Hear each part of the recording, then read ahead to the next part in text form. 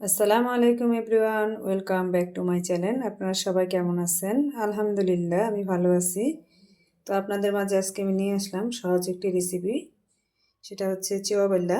কীভাবে আমি চচ্চড়ি করব আপনাদের সাথে শেয়ার করব আজকে। আমি আগে থেকেই চেওয়াবেল্লাটা কুটে ভালো করে ধুয়ে পরিষ্কার করে নিয়েছি। বেশ ভালো করেই ধুয়ে নিয়েছি, এভাবে কুটে নিয়েছি।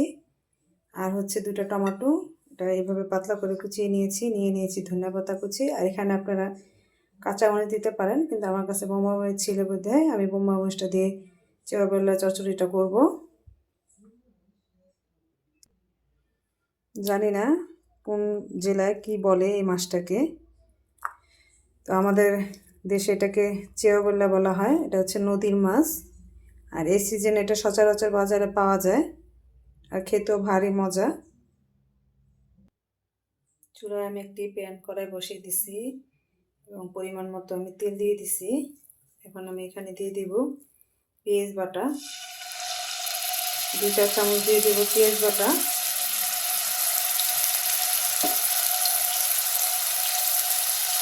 আর দিয়ে দিব 1/2 চা চামচ আদা রসুন বাটা। যেহেতু এটা নদীর মাছে তেমন আদা রসুন বাটা লাগে না।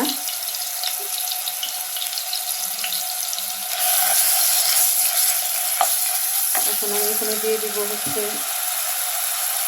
1/2 চা চামচ হলুদের গুঁড়ো। আর মাছের পরিমাণ মতো আমি হলুদ মরিচের গুঁড়োটা দিচ্ছি। দিয়ে দিলাম 1/2 চামচ থেকে কম একটু মরিচের গুঁড়ো। আর দিয়ে দিচ্ছি 1/2 চা চামচ থেকে একটু কম জিরার গুঁড়ো। আর দিয়ে দিলাম স্বাদ অনুযায়ী লবণ। দিয়ে এটাকে এখন আমি ভালো করে নেড়ে চেড়ে কষিয়ে নেব। মশলাটা তেলের মধ্যে আমি ভালো করে একটু কষিয়ে নিচ্ছি। একটু পানি দিয়ে ভালো করে মশলাটাকে আরেকটু কষিয়ে নেব। এই পর্যায়ে মশলার মধ্যে আমি দিয়ে দেবো টমেটো কুচিগুলো। এখন এটা হালকা একটু নরম করে নেব। মশলার মধ্যে কষিয়ে টমেটোটা হালকা নরম করে নেব।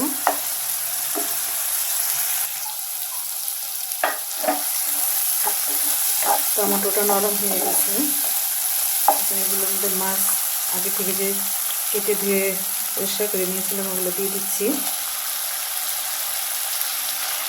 কারা কারা এইভাবে চেয়েগুলো চচ্চড়ি করে খান অবশ্যই কমেন্টে জানাবেন। আর যারা না খেয়েছেন কখনোই, তারা অবশ্যই এটা এভাবে রান্না করে খাবেন। যেহেতু এটা নদীর মাছ, খেতে ভারী মজা, অসাধারণ একটি খাবার। তো আমি একটু ভালো করে একটু নেড়ে চেড়ে কিছুক্ষণ একটু ঢাকনা দিয়ে ঢেকে দেব।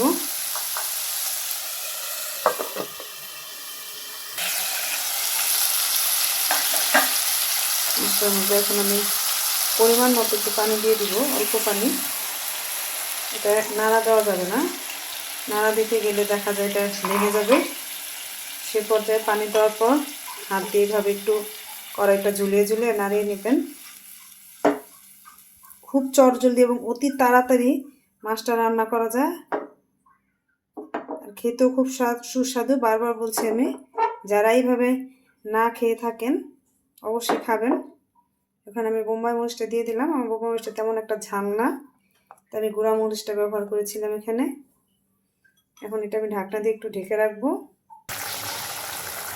এখন এই পর্যায়ে আমি দিয়ে দিব কুচি করে রাখা ধনিয়া পাতাগুলো।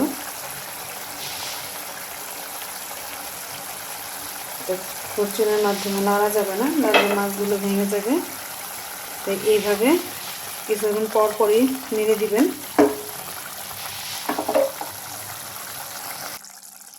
অবশেষে চেও মাছের চচ্চড়িটা করা হয়ে গেছে। এখন আমি চুলাটা অফ করে চুলা থেকে নামিয়ে নেব। তো বাইলা মাছের চচ্চড়ি রেসিপিটা কার কার ভালো লাগছে অবশ্যই কমেন্টে বলবেন। আজকের মতো এখানেই বিদায় নিলাম। আমার পাশেই থাকবেন, আমার জন্য দোয়া করবেন। আল্লাহ হাফেজ।